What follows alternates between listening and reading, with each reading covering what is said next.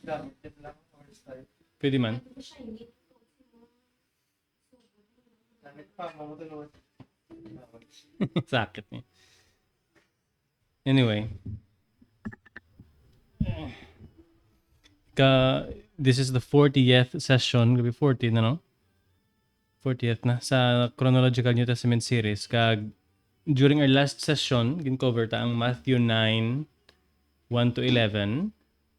Namin ni Black kung ambot ko na nung Bible app ginagamit nyo. Maka-switch ka mabala sa in between Matthew, Mark, Luke, kung anong pa-suggest para ma-appreciate ng differences nila. So, subong naman niya actually ang amone kiti gadinungan ang narrative mo. Makatapos ta sa gospel narrative right around after sang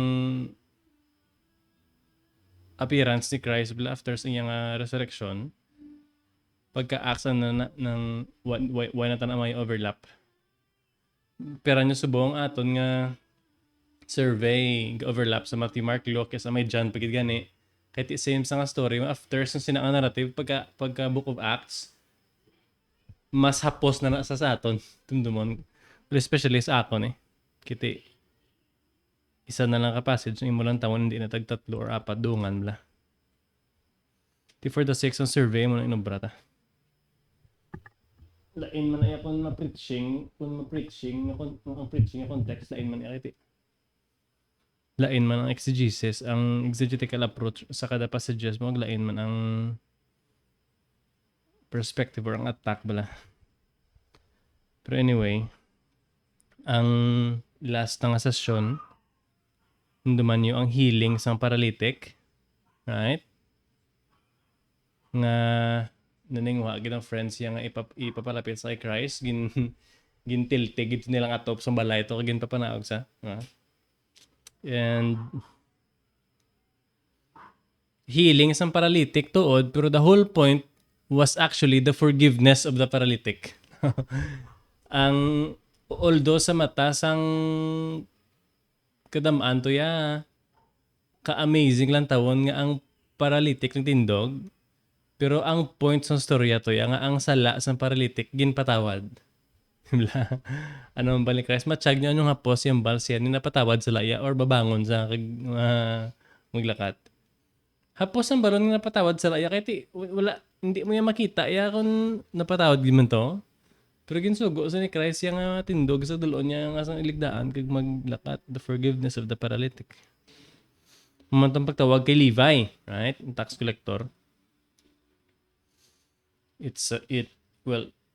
For our sake, it tells us nga kung ang Diyos magtawag sa iyang aluwason, ay siya nagalantaw sa kung ano ang tao.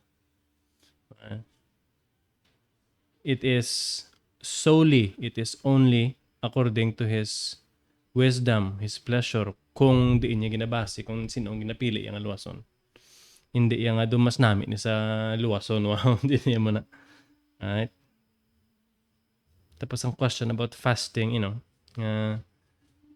tingala ang mga Pharisees or mga disciples ni John nga mga apostles miya gapakal ya kami why sila ga-fast sa bat ni Christ nga ma-fast sila kay ari paman ko, no? It is not yet a time for sorrow because I'm still here, no? Soon they will fast because kwaon ako sa ila, which was a weird analogy or ano na sa man metaphor. Kaya wala man niya ginako ang bridegroom sa kasal. Diba? Katin ka nakasal ang bridegroom kidnap, patay, may pay. So, amo na sa ang ka-unique to sa kay Christ nga situation. We saw the authority of Jesus. We saw the intent of Christ's mission, calling sinners, no, not the self-righteous, kag ang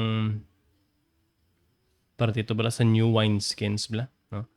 Na ang old practices niyo sa Old Testament hindi na saya magsigo sa kung ano na dapat ang new covenant. King gamit ya ang wine kag wineskin nga analogy. Nga kung ang bag-o nga wine ibutang mo sa old nga bulutangan wine, mabusdik ginasa. Kaya ang wine ferment, di ba? So mag-ferment ang wine, ano na siya? Ano pa ang term man? Naga-release, naga-exhume gas, naga-expand. Mabusdik na yung old nga leather, tungod nga weak na siya. So dapat ibuta mo siya sa new leather, kay ang new leather, hindi na yung bustik, ma-expand pa na. Mainat pa na. Hindi pa sa blagabok. Doon mo naman ang gusto ni Christ, ipalapot sa ila. Subang naman ng gabi, we will cover the next narrative. No? Way ta kabalo kung pila ni sa kadlaw before sang question about fasting or sang last ng session, but this is the next thing. This is the next event. Ara ta tonight sa Matthew 12:1-4, Mark chapter 2 verse 23 hasta sa Mark chapter 3 verse 6, kag sa Luke chapter 6 verses 1-11. Ang Luke 6, obviously may ara naman na yung mga differences, no, mga unique nga bagay nga ara sa tagsa ka gospel record, but well, we're not gonna read all of them, pero we will look at all of them, no, at least sa sense nga i-check ta kung ano ang ara sa piyak nga wala sa piyak, kag what's the point nga ara sa piyak kag wala sa piyak. Now we will do our best. Basahon ko lang din sa inyo ang Luke chapter 6 verses 1-11. Listen to the word of God. On a Sabbath, while he was going through the grain fields, his disciples plucked and ate some heads of grain, rubbing them in their hands. But some of the Pharisees said, "Why are you doing what is not lawful to do on the Sabbath?" And Jesus answered, "Have you not read what David did when he was hungry, he and those who were with him? How he entered the house of God and took and ate the bread of the presence, which is not lawful for any but the priests to eat, and also gave it to those with him. And he said to them, the Son of Man is the Lord of the Sabbath." On another Sabbath, he entered the synagogue and was teaching, and a man was there whose right hand was withered. And the scribes and the Pharisees watched him to see whether he would heal on the Sabbath, so that they might find a reason to accuse him. But he knew their thoughts, and he said to the man with the withered hand, "Come and stand here." And he rose and stood there. And Jesus said to them, "I ask you, is it lawful on the Sabbath to do good or to do harm? To save life or destroy it?" And after looking around at them all, he said to them, "Stretch out your hand." And he did so, and his hand was restored. But they were filled with fury and discussed with one another what they might do to Jesus. Let's pray. Salamat gid Lord sa imong katutom sa among tagsa-tagsa ka makabuhi, for bringing all of us here tonight to gather and enjoy studying your word. Kabay tagaan mo kami sang kaalam to understand and appreciate and learn from and be corrected, be instructed from your word. Be reminded, be refreshed, be energized, Lord. Grant us humility, cause us to be humble, and cause us to understand. We commit this evening to you. Help us in our sinfulness. In Jesus' name we pray, amen. Sa Matthew, Mark, ag Luke, no? Duwa ka back-to-back ang Sabbath ka controversy ang gina-point out di. Diba? Turning point sa ministry ni Christ. Ang ining mga narratives nag-highlight sa authority ni Christ, ang purpose sang Sabbath, ang priority sa mercy, kag ang gadamo, ang opposition against Christ, ang ga-oppose ang religious leaders man. Okay? Ano ni sa religion? Judaism. Alright? Amo ni sa relihiyon nga halin kay Abraham. Okay? But obviously, hindi na ni amoy niya ang halin kay Abraham, kaya ang ginubran nila by the first century, mga year 1 to 100 bla, 2025 na mga year 1 to 100. Damo na ni sila may pangdugang-dugang yung mga tradisyon niya.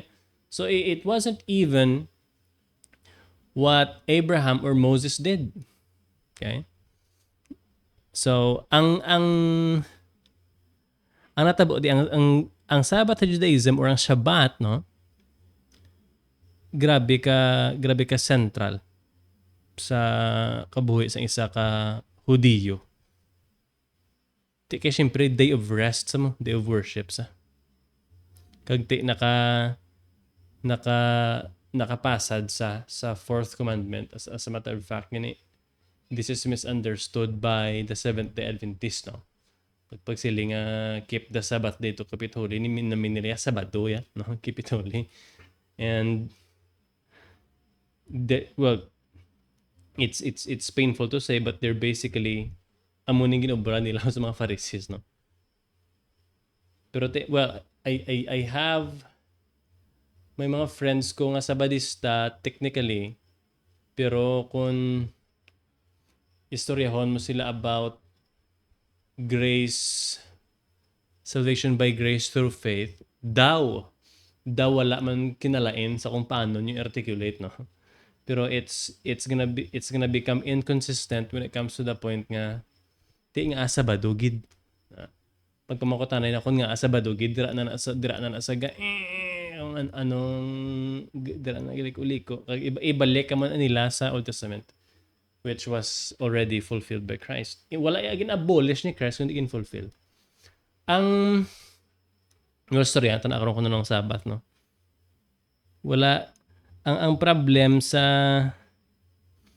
Pharisaic tradition, damo na sila may gindugang rules, no? Or quote-unquote work.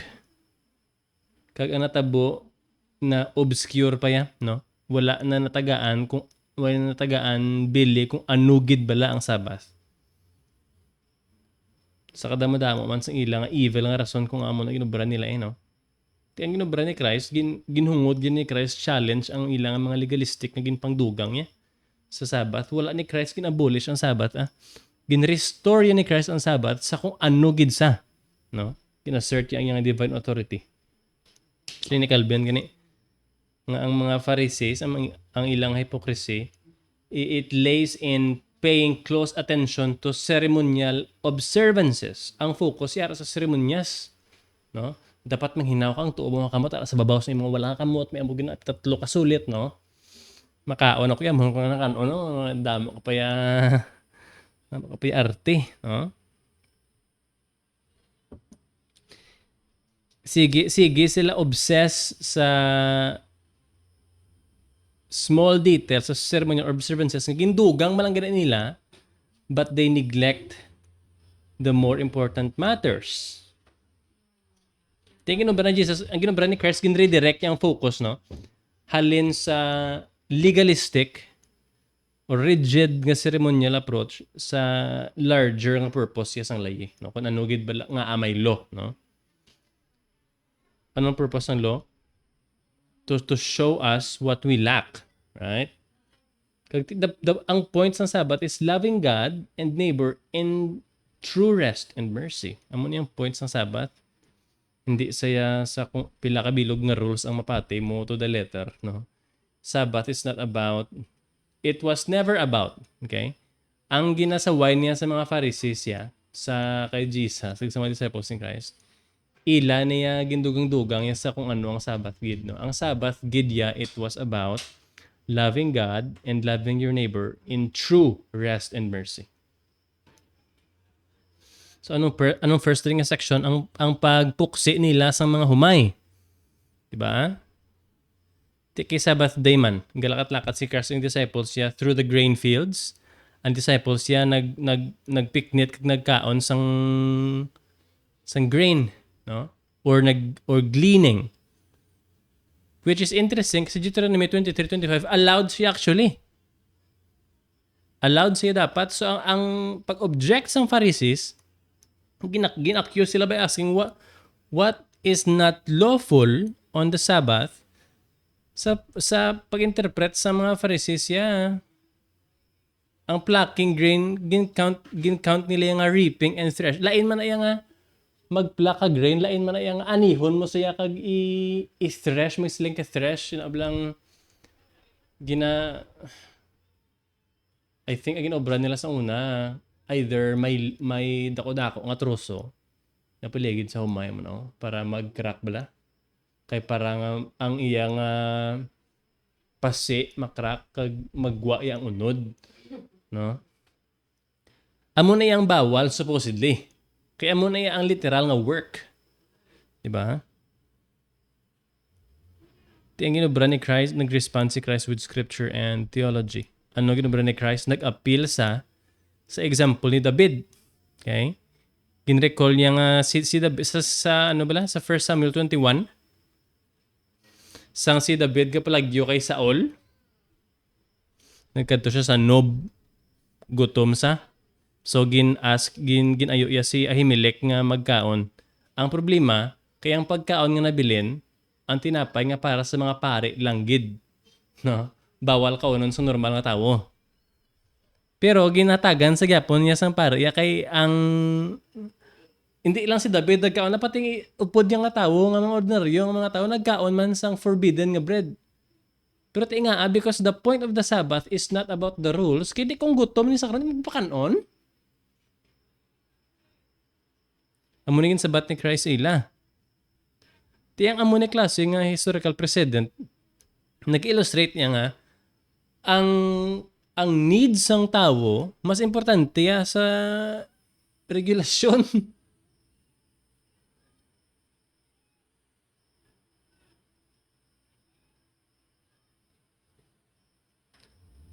In other words, biskan sa Old Testament, yung mga ritual sang layaya, hindi na yung pagutman mo yung tawo, no?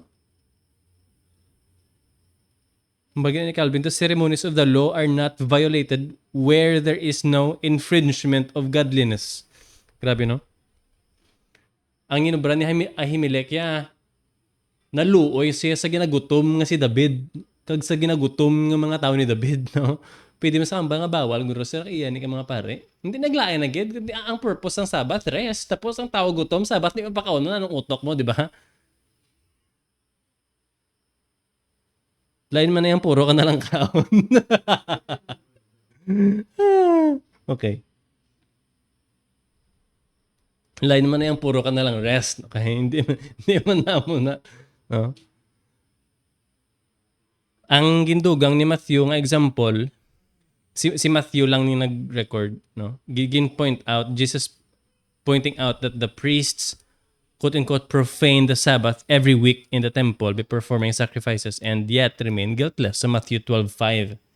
Sabi ni Christ, kamo gani, kada Sabbath, ara kamo sa templo, you work. Actually, work kamo to make the Sabbath work. Hindi kamo guilty. Gano kamo sa temple on Sabbath, no?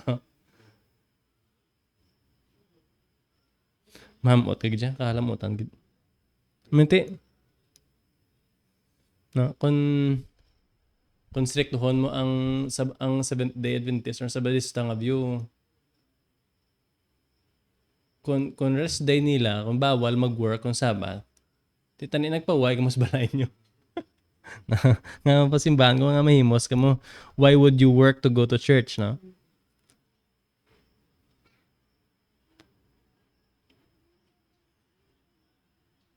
So, if even in the Old Testament law itself allowed work, no, ang labors of worship on the Sabbath, it proves nga ang Sabbath observance hindi it was never meant to be an absolute refraining from all activity.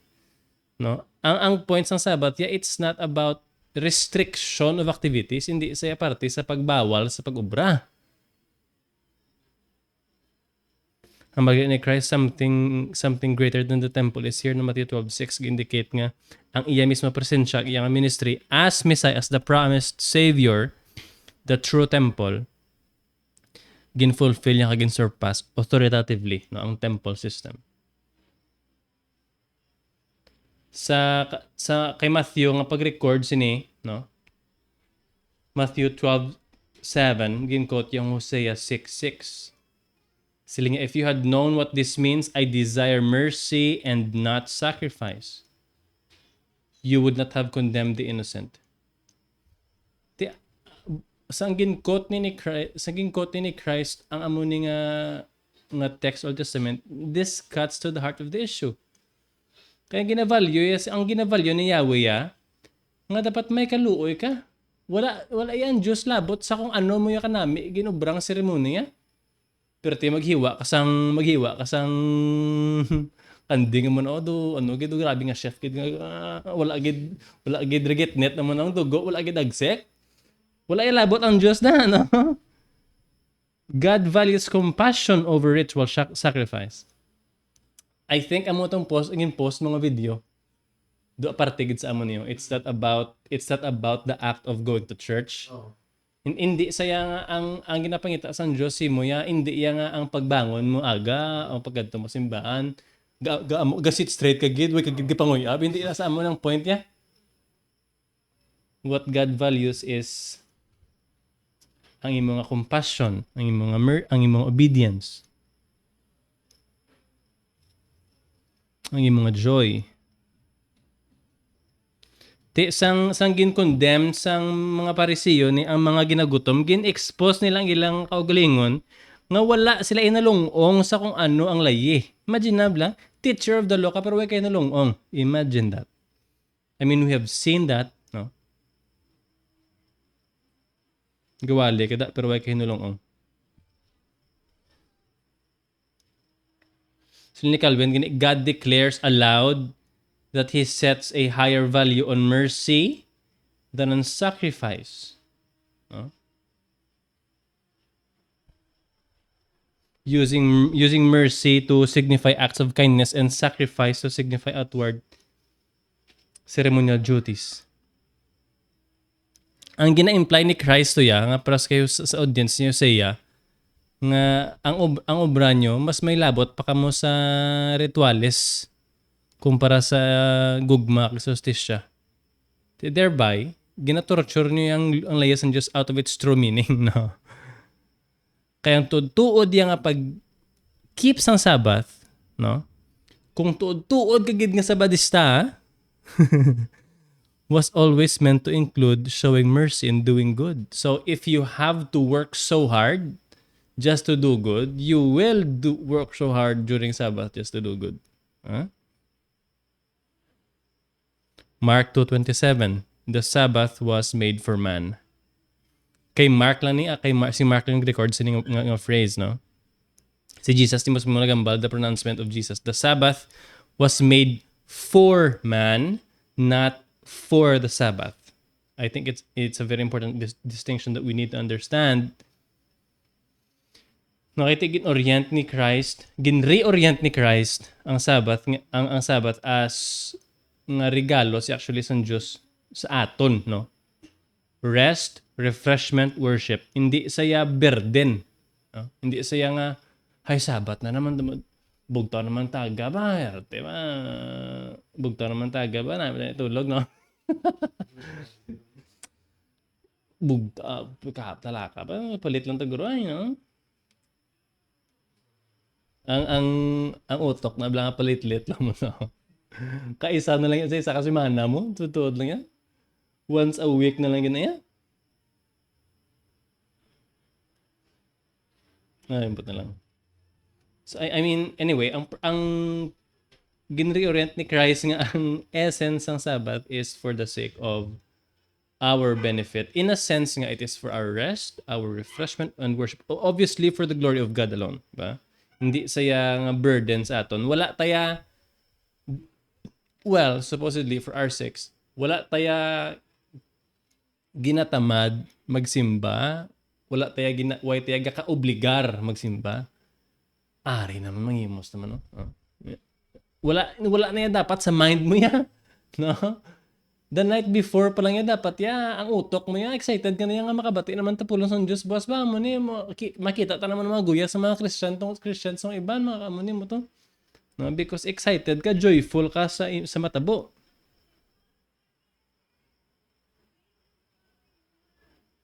Kitingin obra sa mga Pharisees,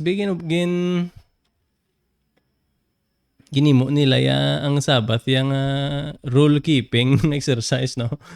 Over sa kamayuhan sang katawhan.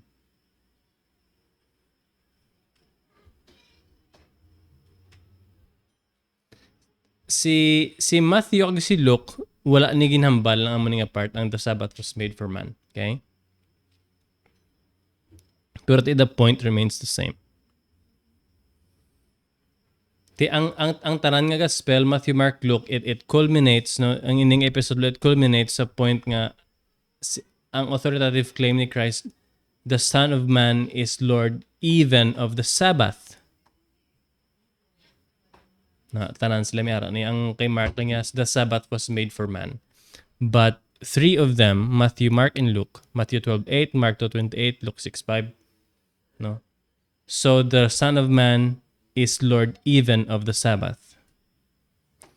Ang Son of Man na kung basahon man gospel mo na ang pirmi gid gina-ascribe ni Christ iya ko galing no. He is, I believe, pointing out to the divine messianic figures, Daniel 7, no. It's an amazing thing. Daniel 7:13 to 14. So dirigit na assert ni Christ yung authority over Sabbath itself, grabe no. I mean, kung ikaw Pharisee nga teacher of the law, kapamati, ito siya, no? Nga bata ni Joseph, nga karpentero, nga Lord sa Sabat, tapos ang Sabat, si Yahweh lang Lord dapat mo, no? by saying nga siya ang Lord sa Sabat, he is literally claiming to be God. I mean, sinong Lord sa Sabat? Sa doktrina sa Old Testament, sinong Ginoo sang Sabat kay si Yahweh? Tapos pag-about kay Christ, siya na, no? Biskan ako manggurong Pharisee, siguro kung gid sa mo sa pananaw sa mga Pharisee, sige buloy gyud sa mo. Galing suli, no? Suli. I mean, my point is just try to imagine sa kung ano sa katingil sa longgan nila no nga ang Lord sa Sabat amon ang tawo nga hate gid nila no. Amon tong tawo nga nagpakuya sila sa mga ligad ginadlaw sa mga healing to. No? Grabe nga claim to divinity.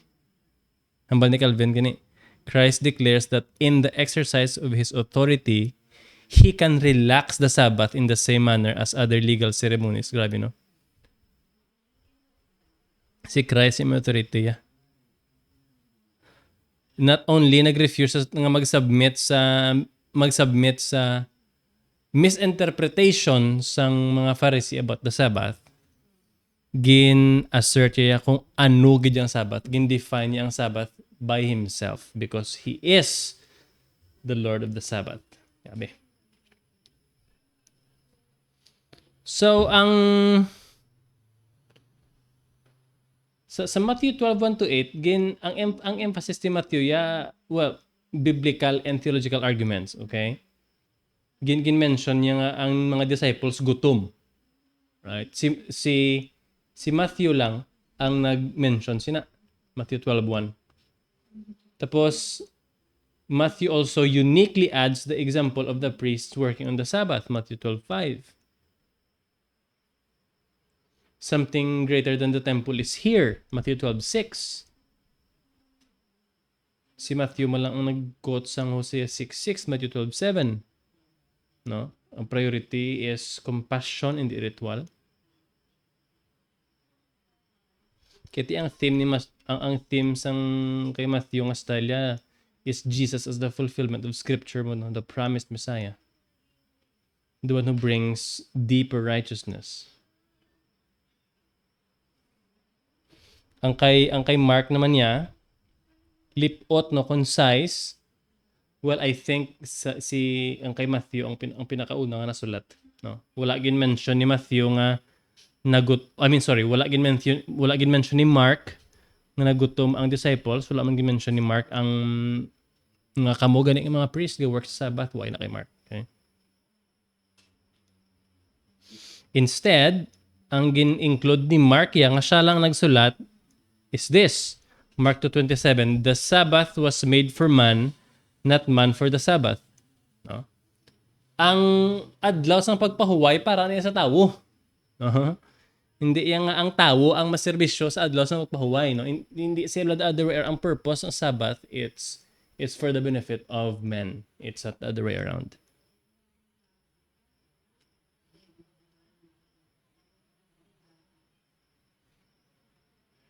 gin specify man ni Mark no 2:6 when Abiathar was high priest. Ang ini nga detail wala ni sa Matthew kag sa Luke no. Ang focus ni Mark is ang authority ni Christ and ang original nga intent ng Sabbath. Pero gin portray ni Mark ang mga Pharisees addressing Jesus, why are they doing? No, ang implication ng gusto ni Mark ipakita is si Christ na responsible sa kung ano magawi ang mga disciples eh. Why are they, no? Implying that Jesus is responsible for his disciples' behavior. Mark 2:24. Lipot man na kay Luke si Darang apart. I mean, almost parallel sa kay Mark with a few unique details. No, ito ang sa Luke 6:1 bala, ang basa tagina. Ang ginobra sang disciples, ginarab nila sila, ginamo na nila sa ilang palad ang grain as they ate the grain. Nga what's the point of mentioning or doing that? Kiti pwede mo na i-abrahon, like I said gina sa Deuteronomy.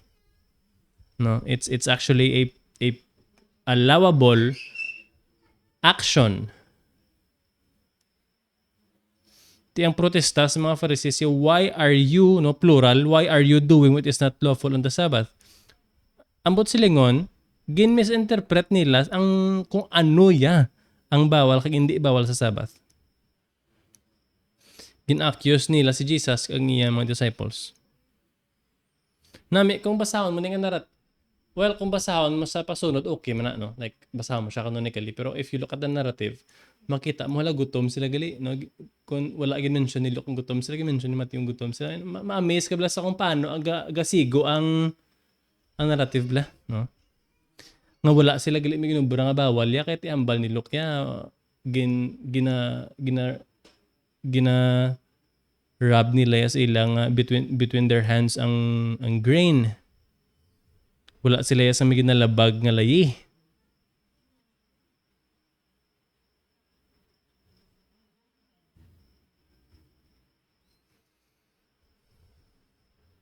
Ang kay Christ nga defense sa sininga scene no nagatudlo sa aton nga ang works of necessity kag ang works of piety lawful sa Sabbath, okay? Kung may work ka man gid nga ginobra out of kinanlan mo sa obrahon, hindi na saya against the law of the Sabbath. Kung may work ka man ginobra pero righteous sa obrahon, it is the merciful thing to do, it is the righteous thing to do. Obrahon mo eh. It is not against the law of the Sabbath. That's the point of Jesus. Kaya ang command sa Sabbath, it was never meant to prevent acts of love eh. If you have an opportunity to work, to express an act of love, obrahon mo, no, to God or to your neighbor.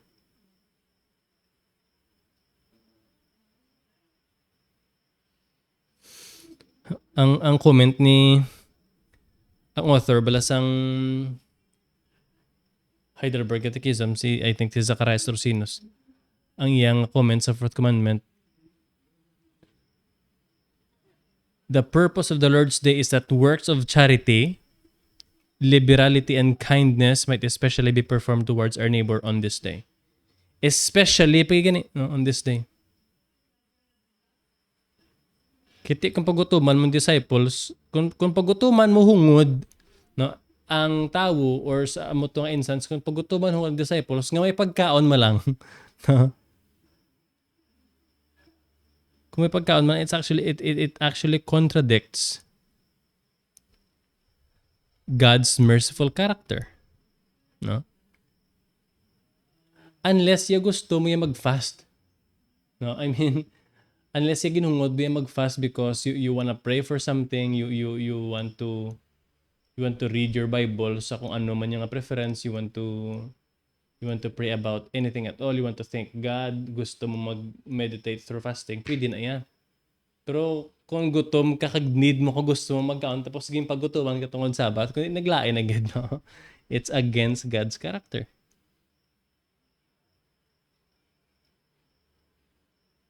Ginexpose ni Jesus ang imbalance sa mga Pharisees. Pinatumok na nilang keyboard ko.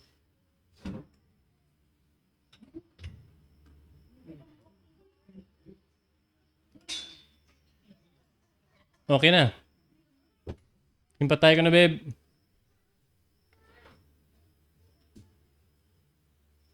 Tingala ko, may gigiyo din.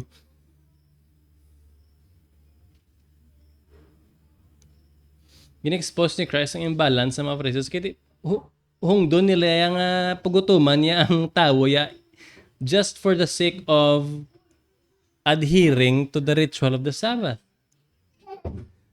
Tanaw bla kung ano na sabla ka evil bla. Kaya ang tao hungod mo pagutuman para ma-obey mo ang ritual. Tapos ang resulta sina maminsar ka pa nga obedient gid kuya.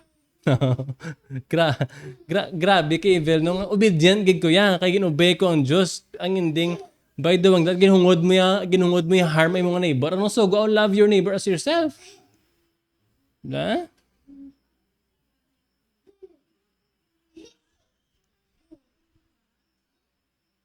He gives rest and restoration that they always pointed toward. Grabe, no? Silingan ni Jacob Gerber, Jesus here is ushering his people into the rest for which their hearts longed, revealing himself as the true Sabbath rest for the people of God. Kahit ano bala ang tutuod nga Sabbath, no? Ang tutuod nga Sabbath, yeah, it's not about a day, no? Wala isang Sabbath day, ah? I mean, technically, pwede ta kasiling buwas nga Happy Lord's Day or Happy Sabbath Day, be? In a sense, nga Domingo, tagatipon. Pero ang Sabbath, it's not about a day in a week. I mean, sang una, during the Old Covenant nga structure, magintigana gid yang adlaw para sa Sabbath, no? For economical and spiritual and religious purposes. No, practical purposes. Para may pahuway, para mga gutom nga wala sa ikasarang may makaon. Kung basahon mo ang complexity sa Old Testament when it comes to kung nga may Sabbath day gid dapat, no? And it includes nga kung paano mag-ani, amon imo to. May purpose niya on how to keep the quote-unquote government of God running practically. Pero singin fulfill ni Christ ang Sabbath ya. Ang tanan-tanan to nga obra nila sa Old Testament about sa Sabbath, ya, it points to the real Sabbath which is Jesus. No? I mean, imagine na, Christ is the true Sabbath. Si Christ limited sa kadlaw. Ang Sabbath ya, ang tutuod ng essence ng Sabbath ya, it is the peace of God that we experience and the peace of God that we receive. Amo niya Sabbath ya. Ang idea bala that you know that you are forgiven, no? The fact that you know that your sins have been forgiven. That is the true rest. No?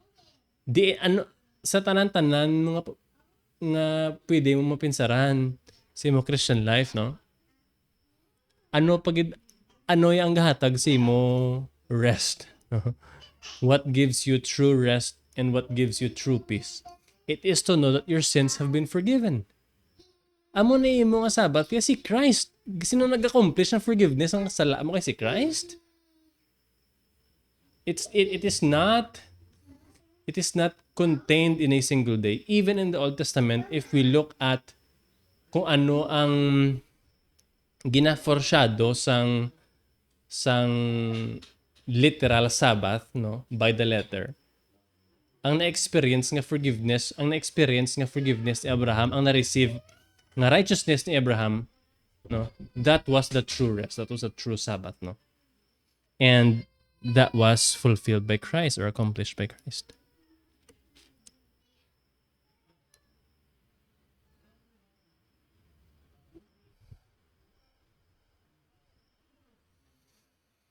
Ang next day is ang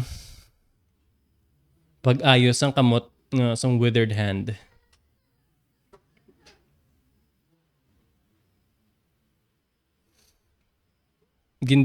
Well, ang unique sa kay Luke naman diya kay describe yang nga tuo nga kamot, no? Luke chapter 6 verse 6. Ti ka doktor sa. I think this points to the idea nga ang tao to is right-handed and it was severe because it's hard for him nga mag-function, no, normally. Kagti ang idea wala nga ang scribe kag Pharisees at tuto sila ya sa sinagog, hindi imagine bla Pharisee ka pero ato ka sa sinagog pero obra mo mantay ka nga makasala ang tawo. Basa mo ding text bla.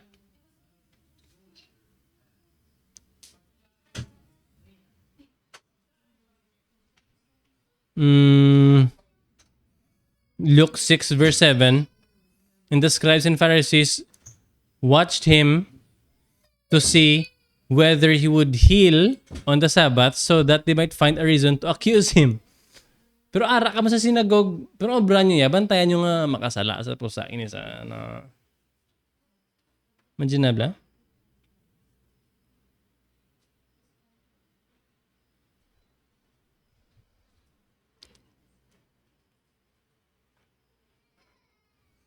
Ang kay Matthew naman nga account they asked Jesus directly, is it lawful to heal on Sabbath? Matthew 12:10 gindiretso ginila mangkot, is it lawful to heal on Sabbath? Kiti gusto na i-trap si Christ eh. They want to trap Jesus. Kiti according sa rabbinic tradition, pwede kaya rabbinic tradition wala ko nagasiling nga kung ano gidya dapat. Na according to rabbinic tradition, according to Judaism, nga pwede kaya maka-offer medical help if it is a life and death situation, no? Kung hindi man lang sa life-threatening, pwede mahulat buwas o tapos ang Sabbath para hindi ta ma-violate ang law, no? Pero sa ilang so this means nga sa ilang pag suma-suma sa mga bagay, ang sitwasyon sang tao to nga ang kamot do magkalata na hindi to ya life-threatening, no? Kaya ginapangitaan nila si Christ sala. Pero Jesus saw their hearts, no? Nakita ni Christ ang ilang hardness of hearts kag gingamit na ni Christ nga as an opportunity. Gin-challenge na ni Christ no doing good on Sabbath. Wala gin-avoid ni Christ ang kontrobersiya. Ano ginabraya gintawag pang taon pa to nga, no? Abot ni Christ nila utok, gintawag pa gid ang tawo ya nga dire ka blatindog di no. Di. Tapos gina-address yang leader sa congregation with a piercing ethical question. Gin-record din ni Mark ni Luke. Sila ni Christ sila, I ask you, is it lawful on the Sabbath to do good or to do harm? To save life or to destroy it? Paano mo na sabton? As a Pharisee, paano mo na sabton? Ibutang lang imong self for a second as a Pharisee ka. Paano mo na sabton? Hindi mo na masabat ya. Kiti may tao da nga ang kamot ya magsiling ka withered do anong namin nga sa withered pan. Why nagagan? Hindi na maalsa or ambot ko na nga medical condition na pero withered hand. Gakata nagakaas-as na, no? Paano mo sabto ng question nga kung Sabbath ano bala ang tsakto? Mag-obra mayo or mag-obra lain? Bis ka ng Faris, hindi ka sabat sila, no? Kahit yung magsabat sila nga mag-ubra mayo, ti, mayong ayuhon or lain. Hindi rin, kung, I mean, this is one of the amazing things when kung basahon mo ang New Testament narrative kay si Christ, genius, ganyan. Pero wala isa may makalalis kay Jesus. Kasi Jesus yan, pinakamaro maglalis yan, no? Abot ni Christ, nilang paminsaron mo. Te, hindi, natrap sila. Te, ano bala ang tsaktong obron sa Sabbath? What is it lawful? Is it lawful on the Sabbath to do good or to do bad? Or to do harm? To save a life or to destroy it? Obviously, doing good and saving life, it honors God on Sabbath. Pero ti wala sila kasabat. No? Wala sila kasabat. Pero by not answering the question, ambot sila nga i-allow nila yung mag-antos ang tao eh. Di ba? Kaya kung magsabat sila karon yes, kundi i-heal ni Christ ang kamot, kundi wala, hindi naman nila ma-achieve ang purpose nila ng pangitaan sa si Christ. By not answering Christ's question, they also say nga di bala na siya magantos ha? Di mayo ka na bla?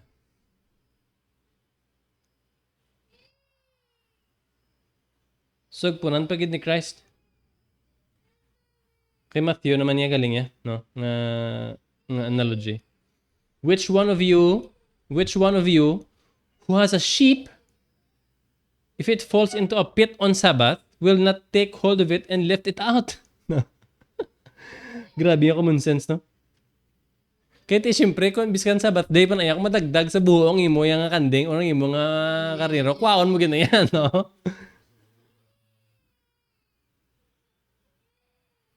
Tapos balokano pagit ang lala, kaya sugpo ni Christ of of how much more value is a man than a sheep, no? Tuong gakadlaw ko. Anyway, ang ining trivia lang oh. Ang ining analogy about rescuing a sheep, no? Comes from the tradition, panawag din nila Q document, no? Or ang mga parts ng narrative nga ara kay Matthew kag kay Luke pero wala kay Mark. Ang any parts ng narrative sang gospel that we will find sa account ni Matthew kag ni Luke nga wala kay Mark, we call that the Q source. Actually, Q is source sa German. Yeah.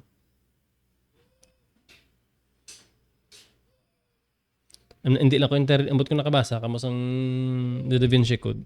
Hindi lang ko entirely sure kung ano man yung Q document. I don't think man pero anyway.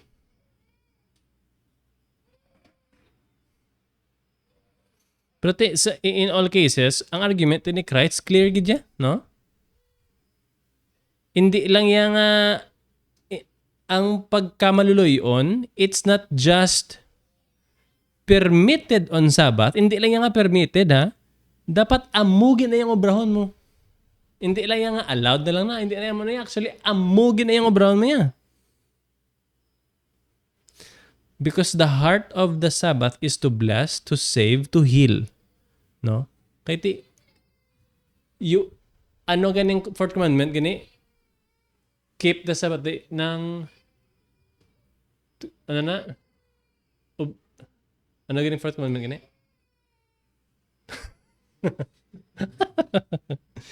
Remember the Sabbath day to keep it holy. To keep it holy, it means to keep it aligned to the character of God. Kiti, anong Diyos sa holy? Di ba?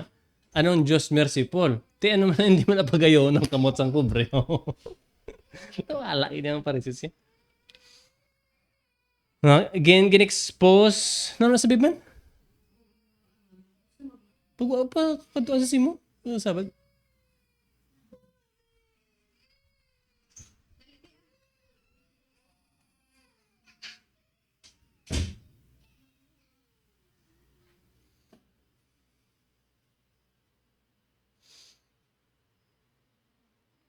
Tapos ang after, well, ano na to yan, mic drop na to yan. No? Tapos ito yung Soriana, isang pagkumangkot ni Christ, yung ate, why ka mo sa may isabat? No, sa, kung ano ang mayo obrahon sa sabat, is it to do good or to do harm, to save lives, to destroy, watch lang sabat, di ba? Gindugangan pag ni Christ, yung madagdag ninyo karniro sa buho, o di nyo pagkwaon. Kwaon nyo, di ba? Anong mas importante, karniro or tawot? Watch lang sabat, di ba? Na-expose nila yung hypocrisy. Ang ginubra ni Christ, ano pag double down pag ni Christ, ngayon ba ni Christ, stretch out your hand. Ang problema niya nga tao, amoy man ang kamot niya, no? It was completely healed. Grabe, no? Well, ang kalamutan, ang pinaka-paborito ko nga part, kaya wala man lang yung tandog ni Christ na kamot ng tao. No? Christ did not even work. Ang kadlawan ko, di ba bawal mag-work sa Sabat? Di wala si Christ sa work, ginsugo ilang tao yung magamo, no? Grabe, pagpakuya ni Christ sila. Ang Greek word da sang restore da, it means kung ano ang kamot ya dapat amugid to. It was restored to what it was supposed to be. Kung pila man tong edad niya, no, kung ano man to ang anatomical structure sa muscles siya dapat, no, sa iyang bones amugid to natubo, completely healed. Christ did not even touch the hand, the arm. I mean, may humor man si Jesus, no? Bawal gali mag-work sa inyo uto, kaya hindi ko mag-work, ay pasakaon niya kamot, ayon ko na. No work needed. Lipay ang Diyos ya to bring restoration on the Sabbath.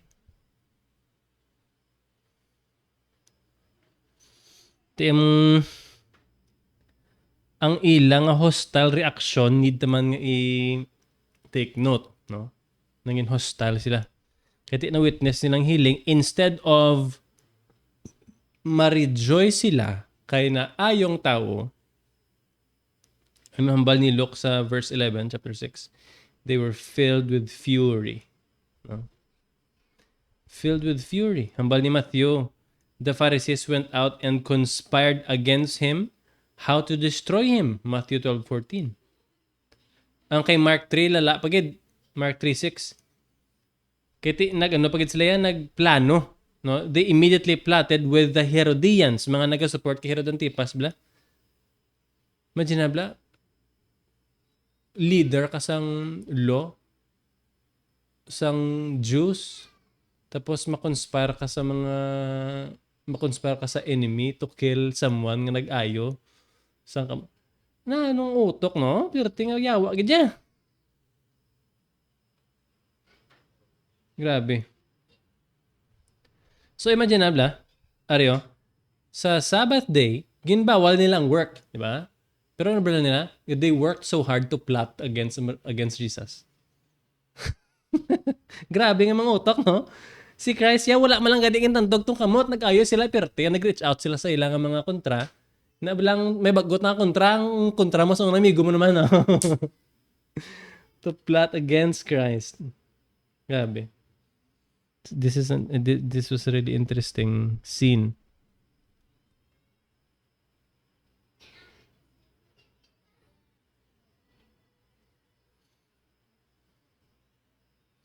Tiyan mo na yung mga ang kay Matthew nga unique nga account sa pag-ayos ng withered hand, no? Ang initiative bala is with the Pharisees' question, is it lawful to heal on the Sabbath? No? Kaya gusto nila i-trap si Christ mo, no? So that they might accuse him. Si Jesus naman niya nag-respond sang sheep in the pit nga analogy. No? Is it lawful to do good on the Sabbath? No. Ang kay Mark naman niya, it's a clear and emotionally charged kaya si Christ ang nag-ask sang question about doing good or harm. Kag gin-record yun ni Mark yung the silence of the opponents in response, no? Tapos si Mark lang sa verse 5, chapter 3, ang record sang with anger, grieved at their hardness of heart, no? Though at least nakita ta ang Jesus was really, really Jesus was a genius in answering them and asking them questions. Pero nakita taman kung paano to gin-take ni Christ emotionally. Siyempre iba tsag sa akig. No? Iba tsag sa kasubo sa na-witness niya. Kita subang do kagahamot na lang to ya, pero sa kamatuoran to, kung ato ka to, Jesus to, makailinit, no?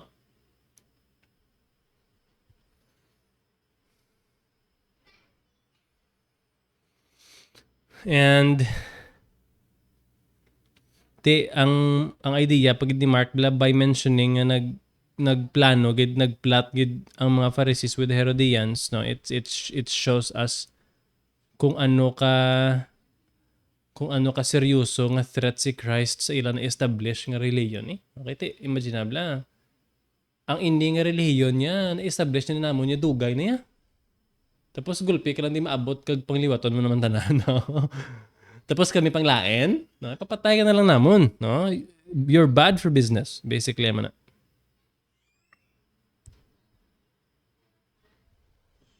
Kagti sa ang kay Luke naman niya nga unique nga record yata mo na nga gin-mention gid ni Luke nga right hand ang na-wither, no? Nangin inutil gid sa, and si Luke man lang nag-record sa verse 8 nga Jesus knew their thoughts. So kanami kun magbasa ka sa amo nga narrative, ibalay-balayon mo sila bala para may ara ka sa full picture sa kung ano gid ginobra ni Christ, what did Christ feel, what did Christ say, what did the opponent say, how did it go. So amo nang purpose nga gina-survey ta sila, no?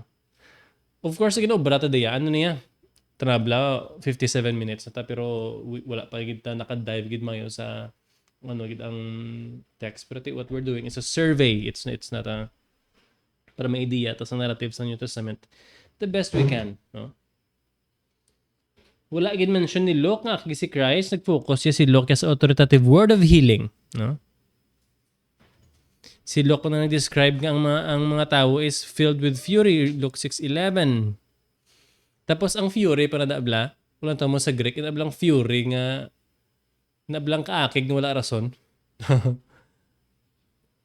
the way Luke wrote the word fury so dira sang nangakig ang mga Pharisees bla, ang klase nga pangakig blang wala rason. Amo niya klase nga suya lang gid niya wala rason, no? I mean anong rason nila masuya? No? Tawa gid niya.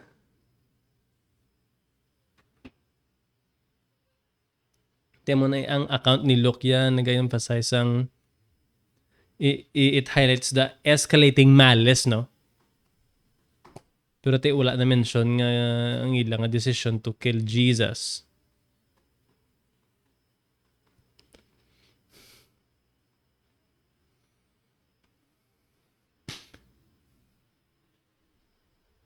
Jesus demonstrates by action sa kung ano yung tudlo sa una. Di ba, ikaduwa na niya controversy, right? Ikaduwa na niya controversy ang withered hand ng una to ang sa humay. Di ba? Sa sini, nga, sa second controversy, Jesus gin-demonstrate ni Christ ang tudlo sa una. No? Sabbath is truly kept not by refraining from mercy but by doing good and giving life.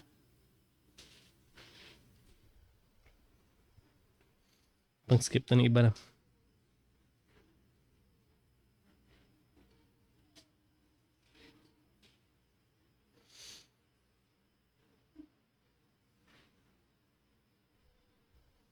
Kag theologically, nag-align sa creational kag redemptive nga rational isang Sabbath, di ba? It was both a memorial for God's creation rest and Israel's liberation from slavery, no?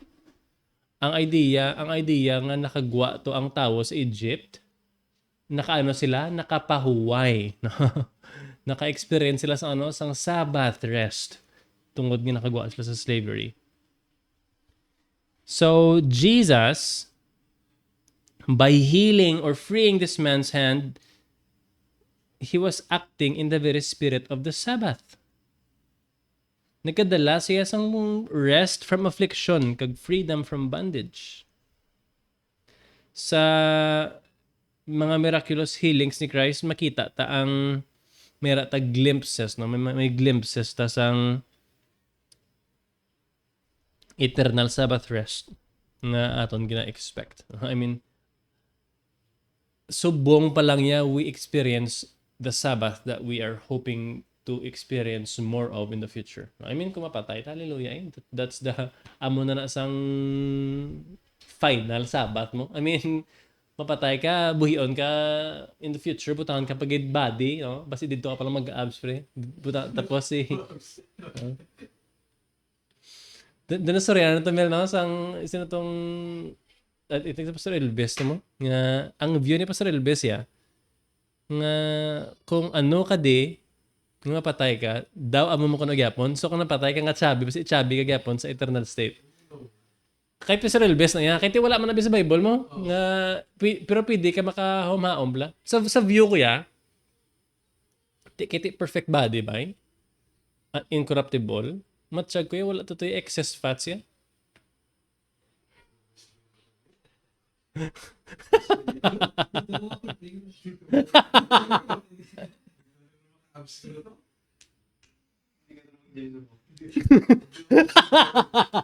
Hindi ka na lang mag-gym sa kay ulat na lang mapatay kay ulat. Pero sa second coming, hindi ang new creation the new ang new creation, yung concept is a revelation what God will do, He will renovate. Enable ang ining earth bala amo manigyapon. Gali obrahon niya i-renovate niya in a way nga wala corruption, wala sala. Ang ihatag naman sa taon nga bodies, si incorruptible bodies. So, by extension, ang tanang ng corruption sa lawas mo wala no? So meaning, makatom ka siya nga, ang excess fat, is it good or bad? It's bad, di ba? Di kakson di abot sila nga, may abs guro no? Guro lang na yan, hindi ka siya.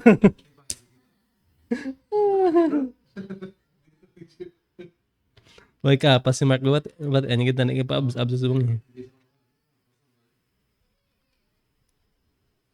grabe, pag-emphasize ang lordship ni Christ, no? By healing that hand by His word. Na-discuss na previously yan, no? ang authority ni Christ over illness and how we should contemplate all that, the science behind it. Pakita ni Christ nga siya ang tutuod nga interpreter sang layi, no? Ang authority ni Christ ang mga major theme sa sining mga controversies sa Sabbath. Ang mga aton nga tandaan. Si Christ yung autoridad, no?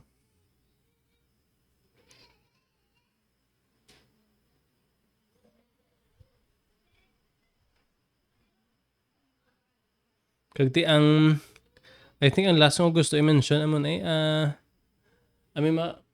gakahamot, tabi mo gakahamot sa mga Pharisees, bala, no? ang hardness nilang heart and ang ila reaction towards ang reaction nila, ang ila ginpili nga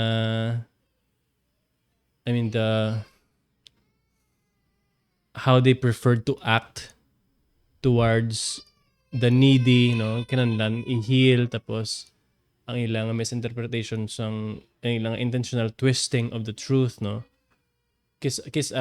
When we look at the Pharisees, gina patagakadlaw sila, di ba? And what we should be careful about is ang temptation man naming self-righteous. Kung wala taging bugayan sang Ginoo, man the difference mga Pharisees to, right?